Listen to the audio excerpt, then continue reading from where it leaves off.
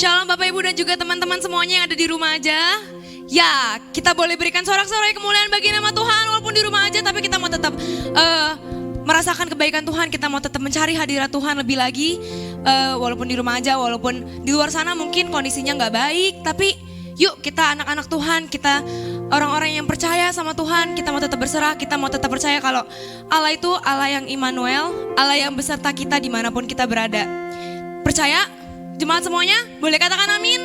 Amin. Yuk mari kita mau berdoa, kita mau buka ibadah kita pada pagi hari ini. Bapa, di dalam nama Tuhan Yesus Kristus, kami jemaat-jemaat-Mu ya Tuhan bersyukur karena Engkau telah menyertai kami Tuhan. Sampai hari ini Tuhan kami ada, kami percaya Tuhan, itu semua kebaikan Engkau Tuhan, itu semua anugerah-Mu Tuhan. Dan walaupun kami di rumah aja Tuhan, walaupun kondisi di luar sana mungkin buruk Tuhan, kami gak tahu kami harus ngapain lagi Tuhan, tapi kami mau tetap percaya Tuhan sama Engkau. Kami mau tetap mengandalkan Engkau, kami mau tetap mencari hadirat-Mu Tuhan. Dan pada pagi hari ini Tuhan, berkati kami satu persatu Tuhan, dimanapun kami berada Tuhan. Kami percaya Tuhan hadirat-Mu tetap ada, tetap selalu ada di hati kami Tuhan. Berkati setiap jemaat-Mu Tuhan, berkati kami juga yang akan melayani Engkau. Sentuh hati kami Tuhan, sentuh kami semua Tuhan, supaya kami tetap bisa merasakan hadirat-Mu, supaya kami tetap merasakan kebaikan-Mu Tuhan dimanapun kami berada. Kami siap Tuhan untuk memuji dan memuliakan nama-Mu, hanya dalam nama Yesus, haleluya, amin. Yes, Jesus.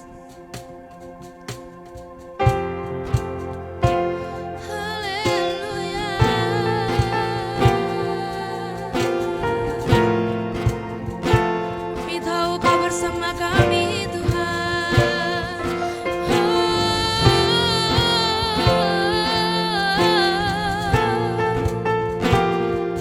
Terima kasih Tuhan. Mari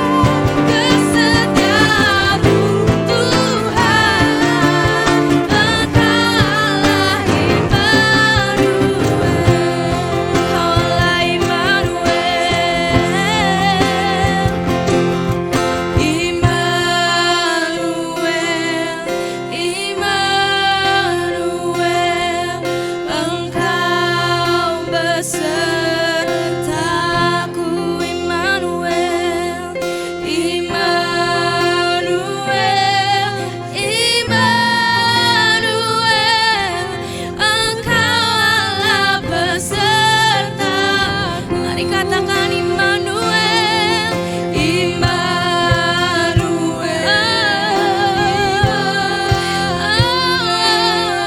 Engkau beserta. Immanuel, Immanuel, Immanuel, Engkau Allah beserta. Mari rasakan hadiratnya Immanuel, Immanuel, Immanuel, Engkau beserta. Ku percaya Immanuel, Immanuel, Immanuel, Engkau Allah besertaku.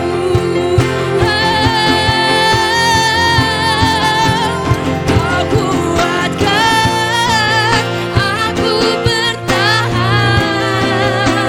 Kau harapan kesesakan. Kau buktikan kesetiaanmu Tuhan.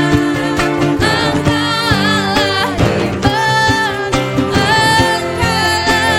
Kau kuatkan aku bertahan.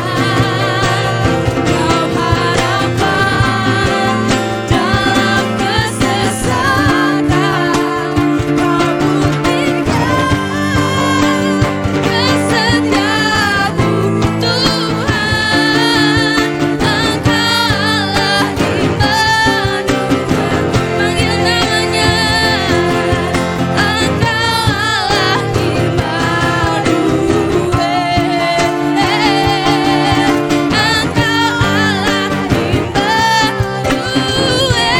Berikan sorak-sorai kemuliaan bagi nama Tuhan. Kami bersyukur.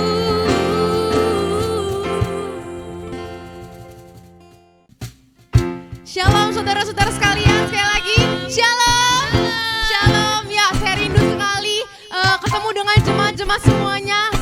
Saya yakin banget pasti semua saudara-saudara juga rindu untuk bergereja di sini bersama-sama. Tapi itu nggak mengurangi semangat kita untuk bisa ketemu Tuhan, amin.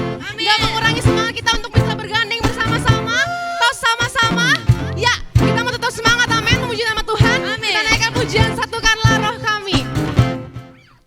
Satukanlah roh kami ya Tuhan. Bergandeng tangan kami semuanya dalam hadirat-Mu, dalam hadirat-Mu kami menyembah-Mu. Curahkanlah roh-Mu atas kami. Sekali katakan satukanlah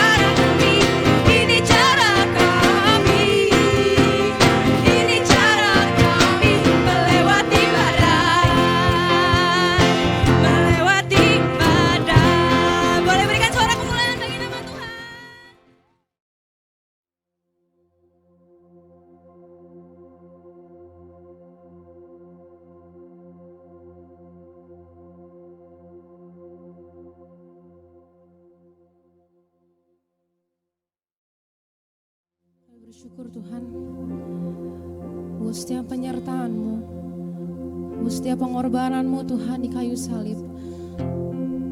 Bahkan Kau menurunkan Roh Kudus-Mu Tuhan untuk bisa menemani kami, untuk bisa menuntun kami, untuk bisa menjadi sahabat kami Tuhan.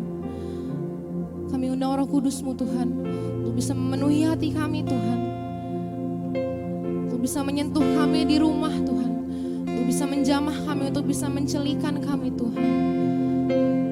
Kami undang Roh Kudus-Mu Tuhan, kami undang Kau, kami undang Roh Kudus-Mu, kami bersyukur buat penyertaan-Mu, buat kebaikan-Mu.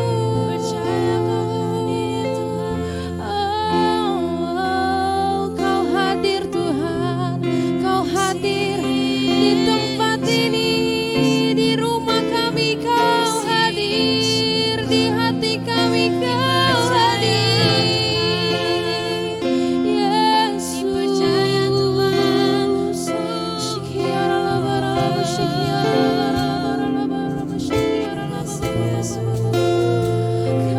Kami bersyukur Tuhan, kami bersyukur. Allah Roh Kudus penuhi kami. Bersama-sama naikkan pujian ini, katakan Allah Roh Kudus penuhi kami. Ku rindu Kau selalu dalam hidupku. Allah Roh Kudus, Allah Roh Kudus, ubah hatiku, celikanku, jamah aku rindu hadirat-Mu. Ku sembah Kudus, Kudus, Kuduslah Tuhan, dan ku sanjung Kau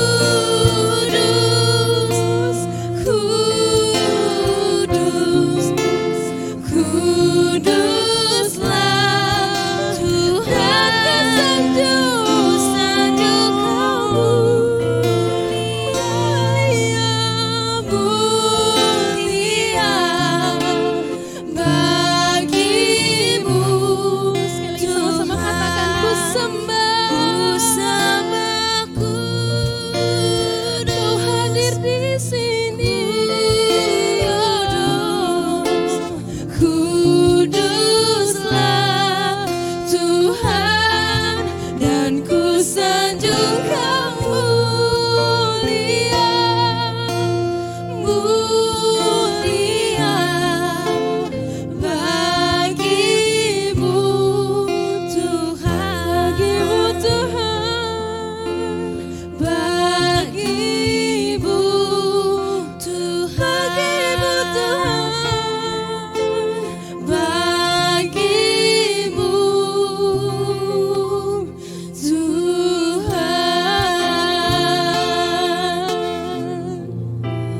Kami undang Roh Kudus-Mu Tuhan untuk hadir di hati kami, untuk hadir di setiap hidup kami Tuhan. Di masa yang berat ini Tuhan, kami butuh Tuhan. Kami mau buka hati kami Tuhan. Kami buka hati kami Tuhan. Roh Kudus hadir di sini. Haleluya, haleluya, haleluya. Sembah Dia, sembah Dia, sembah Dia. Angkat suaramu, sembah Dia. Dimanapun kau berada, Roh Kudus hadir. Dimanapun kau berada, Yesus hadir. Terima kasih Tuhan.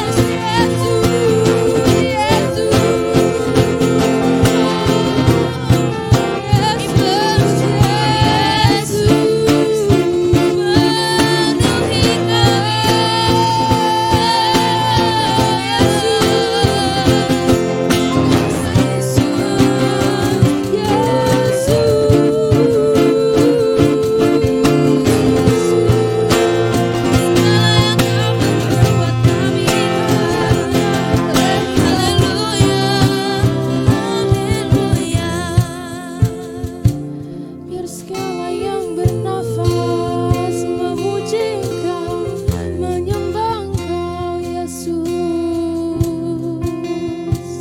Kami bersyukur Tuhan.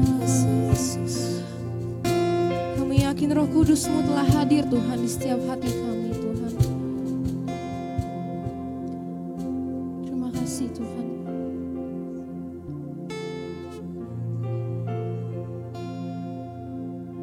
Terima kasih Tuhan.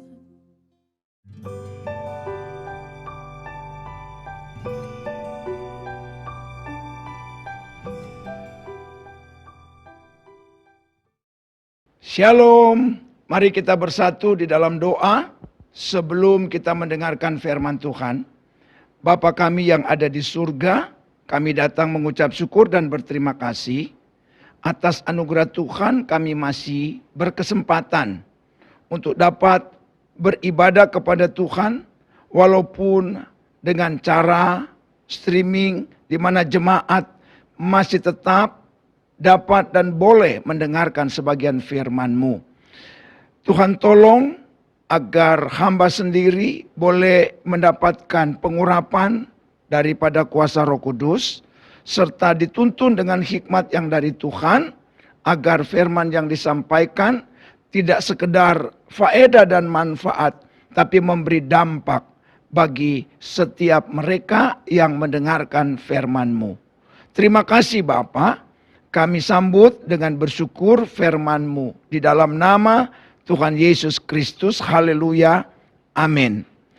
Mengawali khotbah pada kesempatan ini saya mengajak untuk kita sekalian membuka Alkitab yang terambil dalam Injil Yohanes pasal yang ketiga ayatnya yang ke-13. Yang berbunyi sebagai berikut. Tidak ada seorang pun yang telah naik ke sorga selain daripada Dia yang telah turun dari sorga, yaitu Anak Manusia. Rasul Yohanes menulis ayat ini sekaligus mempertegas kepada semua orang bahwa Yesus Kristus asal muasal bukanlah dari bumi di tempat kita berada, melainkan dari sorga. Sedangkan kehadirannya di bumi ini tidak lain daripada mengerjakan apa yang menjadi kehendak Bapanya. Sekali lagi, mengerjakan apa yang menjadi kehendak Bapanya. Seperti ada ayat yang berbunyi, aku diutus untuk melakukan kehendak daripada Dia yang mengutus, yang tidak lain adalah Tuhan Allah Bapa yang ada di surga. Setelah semuanya, maksudnya semua pekerjaan di bumi itu selesai dengan tuntas, maka kemudian Yesus kembali ke tempat asalnya, yang semula yaitu di sorga, untuk melanjutkan pekerjaan yang memang tidak dikerjakan di bumi oleh Yesus, tidak dilakukan di bumi karena yang di bumi sudah selesai, maka Dia kembali untuk mengerjakan lanjutan di sorga bagi kesempurnaan semua pekerjaannya. Karena Bapak Ibu Saudara dikasih Tuhan, memang ada pekerjaan atau hal-hal yang Yesus harus kerjakan di bumi ketika Dia datang ke dalam dunia ini. Namun ada pekerjaan atau hal-hal yang memang Yesus tidak kerjakan di bumi. Karena memang tidak mungkin itu dikerjakan di bumi, melainkan dikerjakannya itu di sorga. Nah saudaraku, apa yang Yesus kerjakan di sorga, kemudian setelah Dia meninggalkan bumi dan kembali ke sorga? Saya ingin membacakan dulu satu ayat sebelum saya melanjutkan renungan yang perlu kita renungkan bersama-sama. Markus pasal 16 ayat 19. Sesudah Tuhan Yesus berbicara demikian kepada mereka, terangkatlah Ia ke sorga, lalu duduk di sebelah kanan Allah. Nah ini pertanyaan, pekerjaan apa yang Yesus kerjakan di sorga kelak. Setelah Dia menuntaskan seluruh pekerjaan di bumi, Dia kembali di sorga bukan untuk bersantai, namun Dia melanjutkan pekerjaan yang memang harus dikerjakan di sorga. Nah, ketika Dia sampai di sorga, ayat ini menyatakan bahwa Tuhan Yesus duduk di sebelah kanan Allah. Apa yang Yesus lakukan setelah tiba atau sampai di sorga? Dikatakan Dia duduk di sebelah kanan Allah Bapa. Nah saudaraku yang dikasih Tuhan, kata duduk di sebelah kanan Allah memberi kepada kita sebuah pemahaman, sebuah pengertian, yaitu berdiam diri dekat dengan Bapa. Berdiam diri untuk apa? Untuk mendengarkan dengan cermat, mendengarkan dengan teliti, mendengarkan dan memperhatikan tentang tugas yang kemudian akan dikerjakan Yesus di sorga.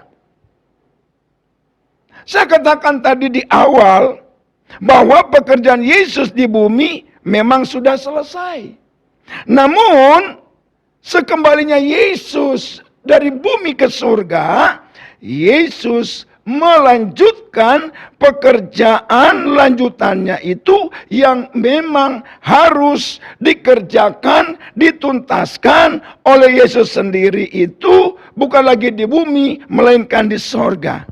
Nah, yang Tuhan Yesus kerjakan di sorga demi kelanjutan itu bagi umat orang percaya gereja Tuhan adalah untuk merealisasikan statement-statement Yesus ketika ada di bumi dan yang menjadi sebuah janji komitmen Bapa bagi pengikut Kristus, bagi orang percaya, bagi umatnya Yesus Kristus, bagi gereja Tuhan.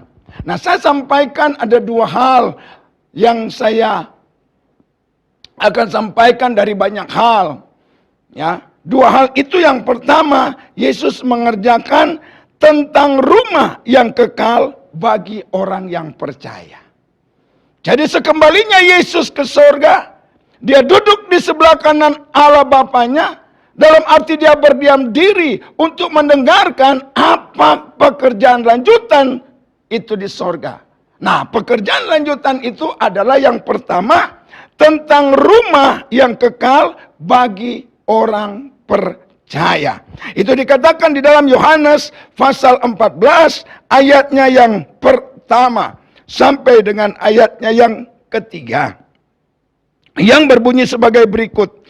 Janganlah gelisah hatimu, percayalah kepada Allah, percayalah juga kepadaku, kata Yesus. Di rumah Bapakku banyak tempat tinggal.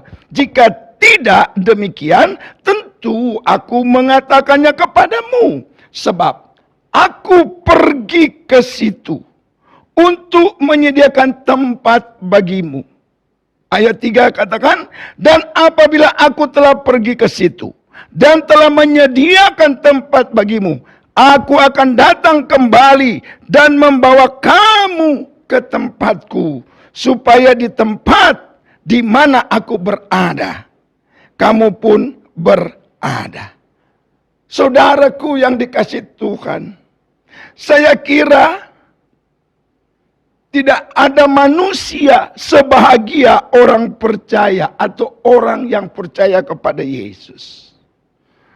Tidak ada manusia sebahagia mereka yang menyebut diri orang Kristen, yang hidupnya sungguh-sungguh berpadanan dengan Injil kebenaran, yaitu Injil Kristus Yesus.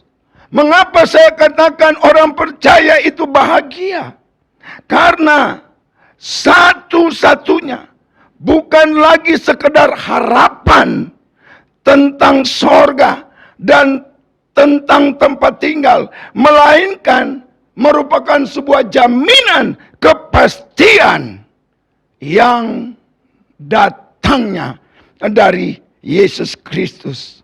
Dikatakan aku, itu aku berarti Yesus yang berkata, pergi ke situ, kembali ke surga untuk menyediakan tempat bagimu. Bagimu itu artinya bagi orang percaya. Untuk menyediakan tempat. Dan setelah semua pekerjaan telah tuntas, maka kemudian Yesus katakan, aku akan datang untuk menjemput mereka yang percaya kepadaku, untuk menjemput gerejaku, untuk menjemput umatku yang percaya kepadanya, agar mereka kubawa ke tempat yang telah aku sediakan bagi mereka. Karena dikatakan, agar, kata Yesus, di mana aku berada, di situ pun kamu berada. Saudara yang dikasihi oleh Tuhan Yesus Kristus, saya teringat tulisan Rasul Paulus dalam surat Korintus yang sangat menggambarkan bahwa manusia pada umumnya, termasuk orang-orang yang hebat sekalipun, dengan harta yang berkelimpahan, penuh dengan segala kemewahan, tetap saja dipenuhi dengan berbagai keluhan demi keluhan akan betapa beratnya beban dan tekanan semasa hidup di planet yang bernama bumi ini.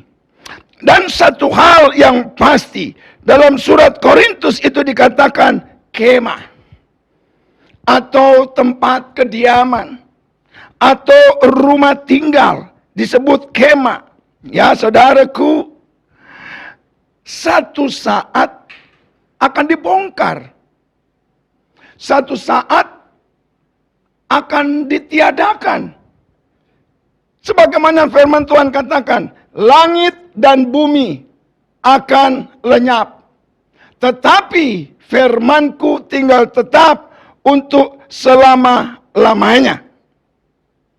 Tapi bagi orang percaya senantiasa, mereka pasti penuh dengan sukacita, penuh dengan kebahagiaan, karena Allah melalui Yesus Kristus telah bahkan sudah menyediakan tempat kediaman yang indah, yang nyaman, yang tentram, serta penuh dengan kedamaian yang bernama sorga yang mulia. Nah, inilah kutipan surat Korintus yang saya maksud. 2 Korintus pasal yang kelima. Saya akan baca ayat 1, ayat 2, lalu lengkap ayat 4 dan ayatnya yang kelima.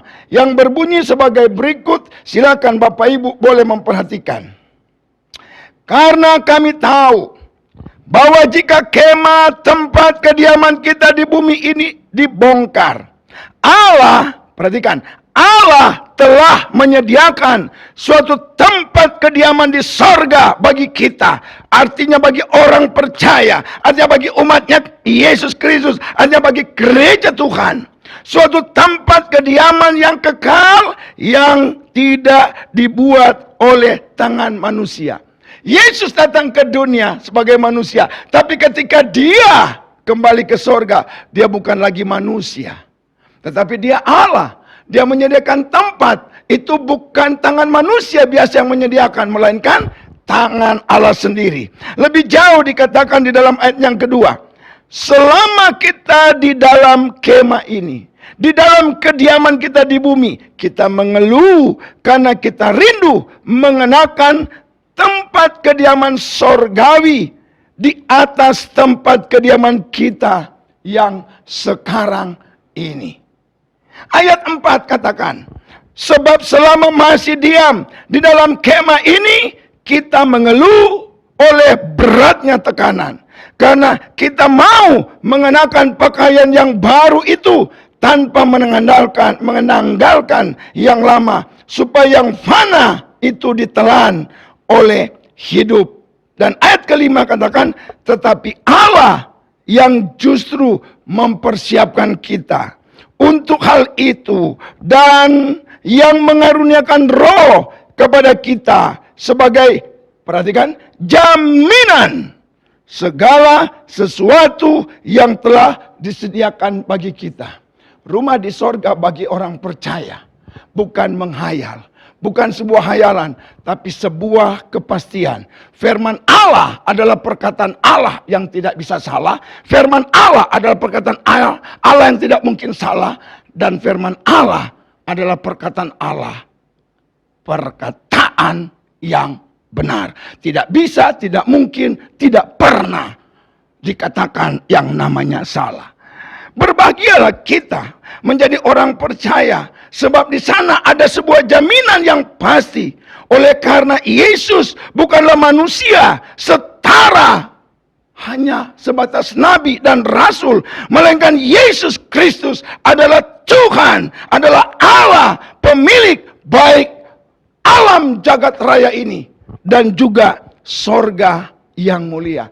Itulah pekerjaan Yesus yang dia kerjakan di sorga yang pertama. Sekarang kita lihat, lalu yang kedua, pekerjaan yang Yesus kerjakan di sorga bagi kepentingan orang percaya. Kalau yang pertama tentang rumah kekal bagi orang percaya. Yang kedua berbicara tentang kuasa dan penyertaan bagi orang percaya.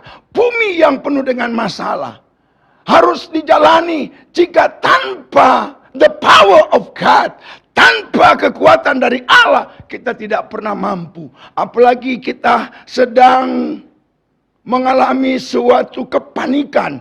Bukan cuma kami di Indonesia, seluruh dunia dengan hadirnya yang namanya makhluk aneh bernama COVID-19. Semua panik, semua takut, berbagai cara itu dilibatkan, makanya berbagai komponen, bagaimana menghindari, mencegah, bahkan meniadakan. Saudaraku, Tuhan pergi ke sorga, mengerjakan pekerjaan yang dahsyat, yang luar biasa, yang bertalian dengan tentang kuasa dan penyertaan bagi orang percaya.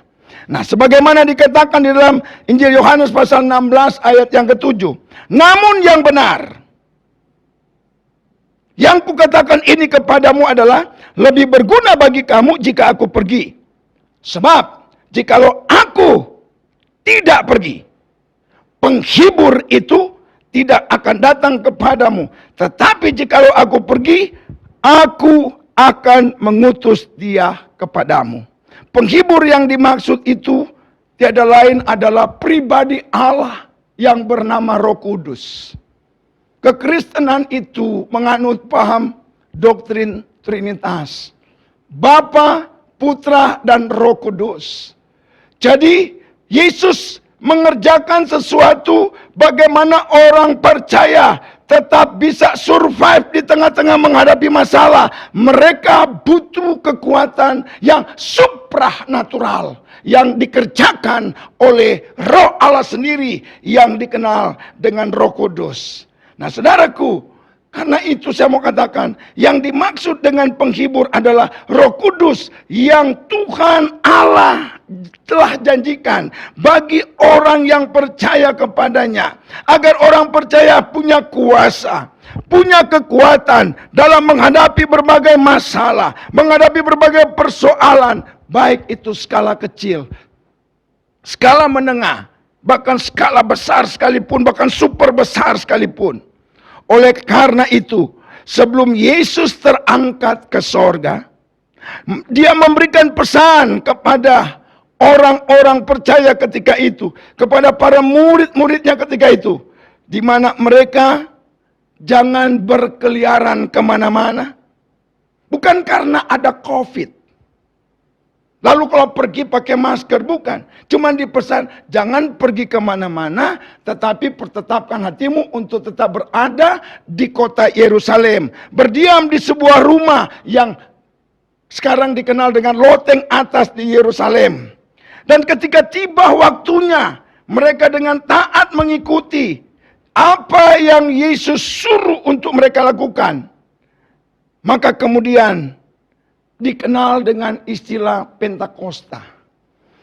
Bertalian dengan terangkatnya Yesus, 10 hari kemudian, saudaraku, terjadilah sebuah peristiwa yang populer dikenal dengan istilah Hari Pentakosta, di mana Roh Kudus hadir di tengah persekutuan itu, lalu memberikan mereka sebuah hal yang dahsyat, sebuah hal yang luar biasa, ya, di mana mereka dipenuhi dengan Roh Kudus.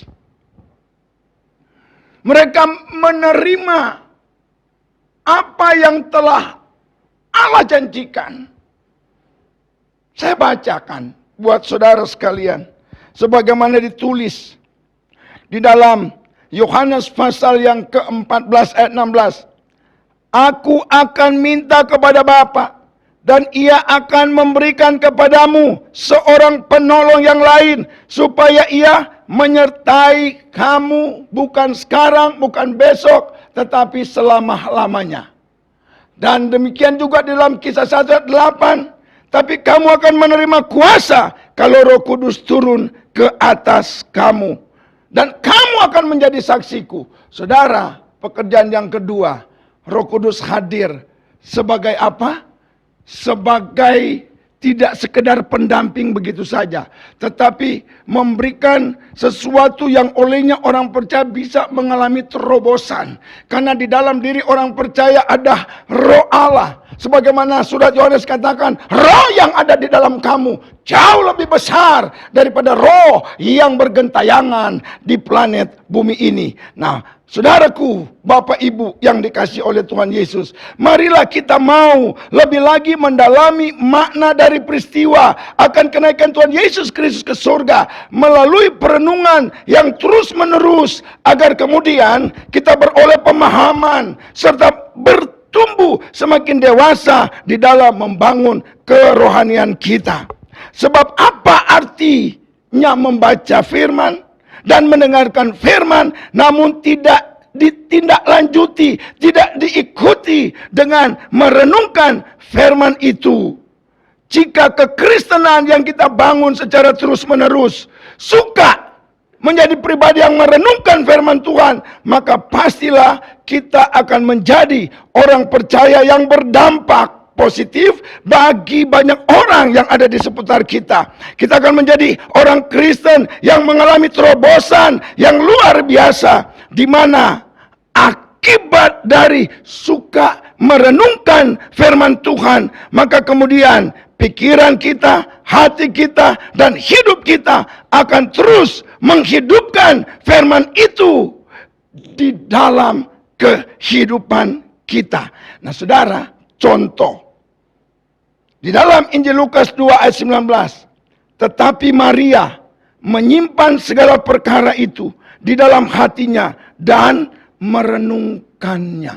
Maria menyimpan dan merenungkannya. Yang kedua, saudaraku, Yosua 1 pasal 1 ayat 8. Janganlah engkau lupa memperkatakan kitab Taurat ini, tetapi renungkanlah itu siang dan malam. Renungkanlah itu siang dan malam. Saya kutip lagi, Mazmur 119 ayat 97. Betapa ku cintai Tauratmu, aku merenungkan sepanjang hari. Demikian juga Mazmur yang sama, ayat yang ke-148. Aku bangun mendahului waktu jaga malam untuk merenungkan janji-janjimu. Saudaraku, salah satu jaminan hidup yang diberkati Tuhan dengan kebahagiaan dan keberhasilan adalah dia harus menjadi pribadi yang suka merenungkan firman Tuhan itu, baik siang maupun malam. Saya pikir tidak perlu siang malam, tetapi menjadi suka merenungkan entah siang ataupun malam, itu saja sudah jauh lebih hebat. Itu saja sudah bisa menghadirkan berkat yang luar biasa. Saudara ingin bahagia? Saudara ingin berhasil? Saya kutip kembali firman Tuhan dalam Mazmur 1. Berbahagialah orang yang tidak berjalan menurut nasihat orang fasik, yang tidak berdiri di jalan orang berdosa, dan yang tidak duduk dalam kumpulan pencemooh. Ayat 2. Tetapi yang kesukaannya ialah Taurat Tuhan, dan merenungkannya Taurat itu siang dan malam. Sehingga apa yang terjadi? Ayat 3. Ia seperti pohon yang ditanam di tepi aliran air, yang menghasilkan buahnya pada musimnya, dan yang tidak layu daunnya. Apa saja yang diperbuatnya berhasil. Saudara yang dikasihi Tuhan, keberhasilan dan kebahagiaan ada jaminan. Tidak ada ditulis dalam ayat, bacalah firman, dengarlah firman saja. Tetapi yang ditulis itu sering, renungkanlah, renungkanlah, renungkanlah, renungkanlah. Mari engkau jangan cuma dengar, tapi kemudian renungkan, resapi, agar engkau mengalami firman itu. Engkau mengalami Allah itu sendiri. Sehingga ada terobosan yang keluar dari hidupmu sebagai orang percaya. Bapak, Ibu, Saudara, inilah kiranya firman yang saya boleh sampaikan kepada saudara sekalian. Yang saya sangat berharap ini boleh membekali hidup kita di tengah-tengah menghadapi berbagai situasi yang tidak menyenangkan ini. Tapi percayalah, serahkan hidupmu, Roh Kudus, minta tuntun, minta dampingi, minta sertai, minta lindungi, bahkan mintalah kuasa yang daripadanya. Tuhan kiranya memberkati kita sekalian. Haleluya. Mari kita berdoa. Bapa di surga, terima kasih untuk firman Engkau yang boleh kami dengar saat ini. Meteraikanlah sehingga boleh menjadi berkat yang permanen di hidup kami. Mampukan kami lewat pertolongan Engkau, kami dapat merenungkan, meresapi, menikmatinya, terlebih melakukan di hidup kami. Berkati setiap mereka yang terlibat di dalam ibadah ini. Berkati setiap mereka yang memperhatikan, mendengarkan setiap firman ini. Terima kasih Bapa. Kami berdoa untuk mereka yang mungkin sedang lemah, kuatkan mereka. Mereka yang sedang sakit, lawat dengan jamahan kuasa-Mu agar mereka boleh terima kesembuhan, pulih dari sakit. Di dalam nama Yesus, hamba berdoa dan mengucap syukur. Haleluya. Amin. Sebelum kita menerima doa berkat oleh Bapak Gembala, mari kita panjatkan doa Bapa kami. Bapa kami yang di surga, dikuduskanlah nama-Mu, datanglah kerajaan-Mu, jadilah kehendak-Mu di bumi seperti di surga.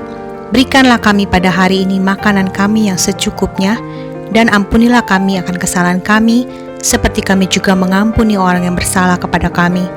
Dan janganlah membawa kami ke dalam pencobaan, tetapi lepaskanlah kami daripada yang jahat, karena Engkaulah yang punya kerajaan dan kuasa dan kemuliaan sampai selama-lamanya. Amin.